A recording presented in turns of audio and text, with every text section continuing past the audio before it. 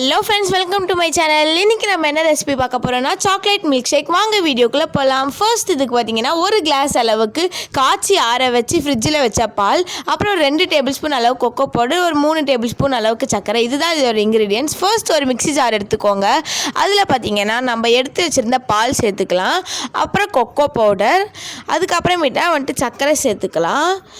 So இதெல்லாம் சேர்த்த பிறகு பார்த்தீங்கன்னா நான் இப்போ இது கூட வெனிலா ஐஸ்கிரீம் சேர்க்க போகிறேன். என் வீட்டில் வெனிலா ஐஸ்கிரீம் இருந்துச்சு, அதனால் நான் சேர்க்க போகிறேன். சப்போஸ் உங்கள்கிட்ட இல்லைன்னா நீங்கள் தாராளமாக ஸ்கிப் பண்ணிக்கலாம். அதே மாதிரி சாக்லேட் ஐஸ்கிரீம் இருந்தால் கூட நீங்கள் சேர்த்துக்கலாம். இப்போ மூடி நல்லா ஒரு 2 டைம் பிளெண்ட் பண்ணி எடுத்துக்கலாம்.